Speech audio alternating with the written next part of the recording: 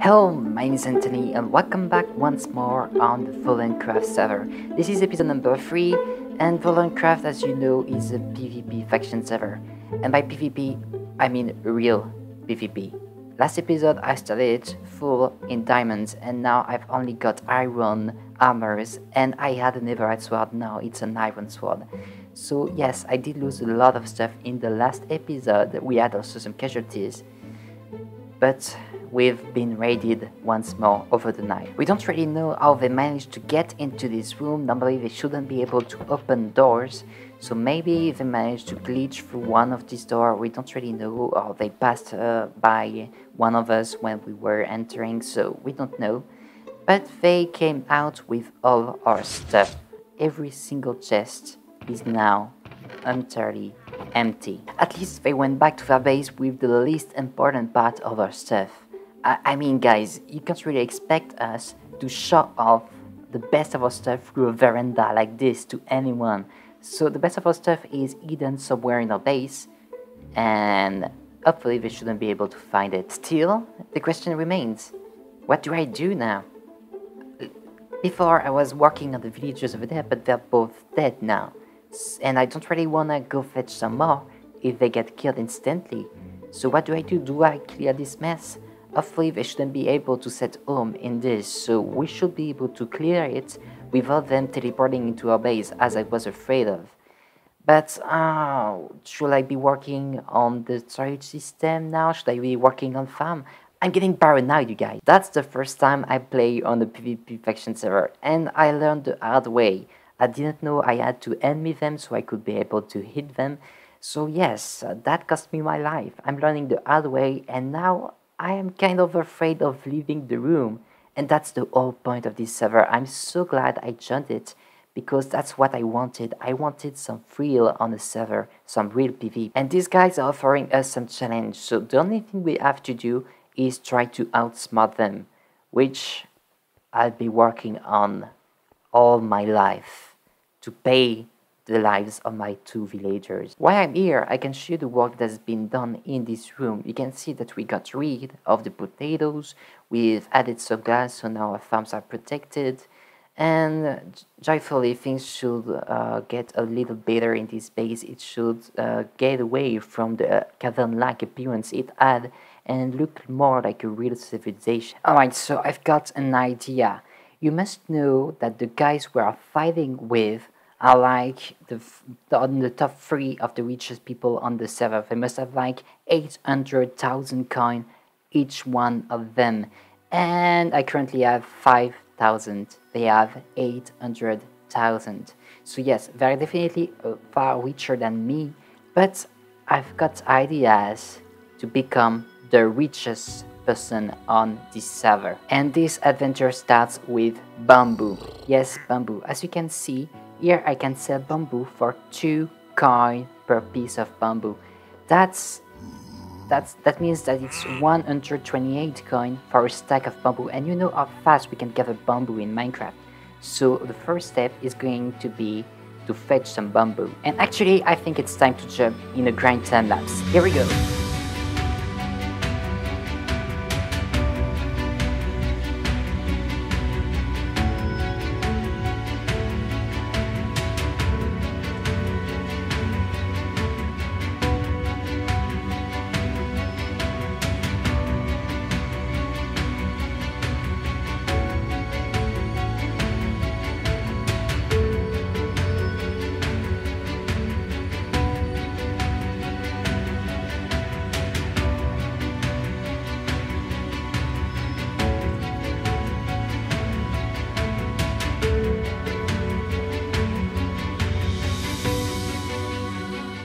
A couple of minutes later, and you remember, guys, that I was at 5,000 coins, sorry, before going to grind some bamboo.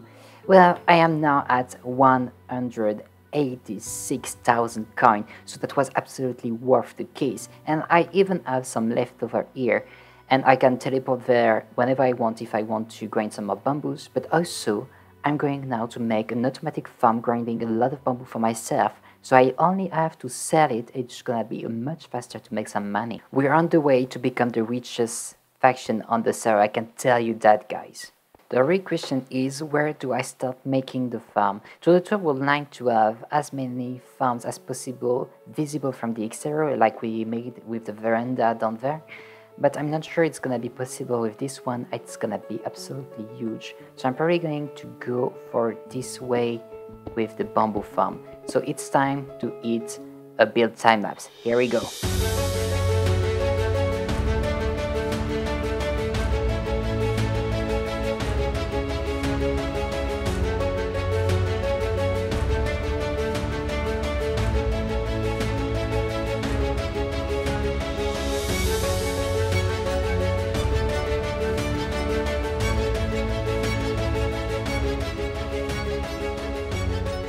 Okay, I've gotta cut the time lapse real quick as one of our enemies once more managed to enter our base, and what he did actually is that he had a home on this very block here, so he could teleport into our base whenever he wanted. But as I knew that, I decided to enclose him into this small area, and I could not really trap him easily, otherwise he would have just teleported on another block, as it needs to be air in which he teleports.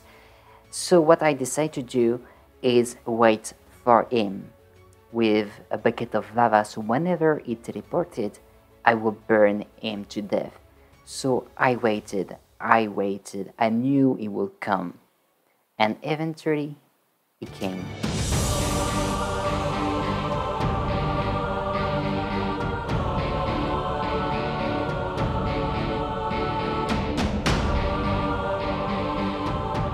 Still, he had some fire-resistant potion and he managed to escape the fight. But we did not lose the fight, which is a victory in itself. Another good point is that we can no longer slash home to our base, TP to our base, as making a home into an enemy's territory is now forbidden on the server. That's all the good news for now, so let's go back in the build time lapse.